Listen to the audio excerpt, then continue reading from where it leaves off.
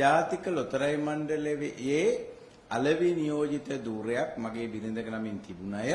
ඒකේ මුදල් යම් කිසි ගෙවීමක් කරන්න තියෙනවා.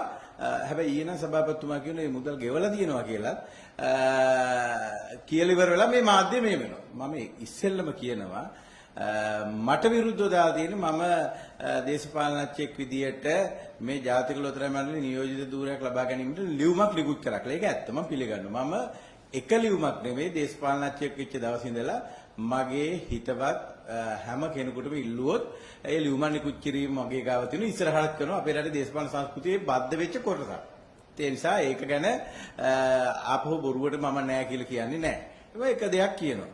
මම කියනවා මගේ බිරිඳට මට මගේ පවුලේ වෙනත් අයෙකුට එක 725ක් දැන් ලක්ෂ 20ක 725ක් වංචා කරලා චෝදනාවක් තිබුණා නම් ගරු සභාපතිතුමා මාධ්‍ය සංදර්ශන පවත්වන්න නෙවෙයි තියෙන්නේ මේ රටේ අධිකරණයට යන තියෙන්නේ.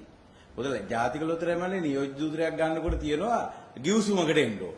ඒ ගිවිසුම ප්‍රකාරව ඔබතුමාට පුළුවන් ගිවිසුම අරගෙන ගිවිසුම ප්‍රකාරව මෙන්න මෙහෙම ඔබතුමා ලබන පොල්ලක් තියලා තියෙනවා නම් හේෂගේ කවුරු හරි පොල්ලක් තියලා තියෙනවා නම් ඔබතුමාට තියෙන්නේ පළවෙනියටම අධිකරණයට යන්න.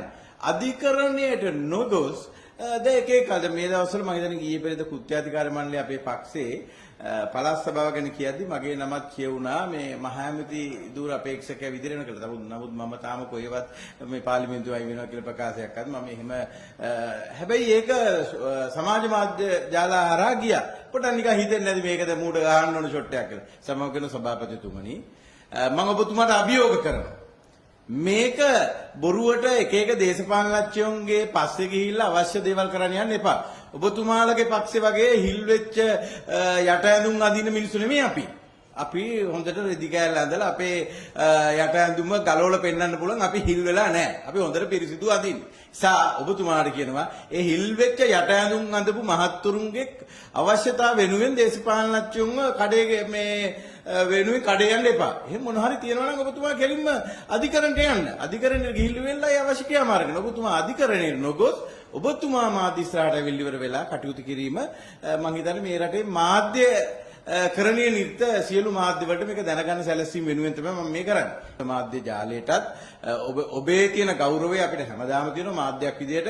අපි දන්නවා සිරසේ ඉතිහාසය පුරාවටම මේ රටේ මාධ්‍යකරණයේදී රටේ ජනතාවට සාධාරණයක් වෙලා තියෙන නිසා මම අද කියනවා සිරස මාධ්‍ය ජාලයට ඔබතුමා එන්න.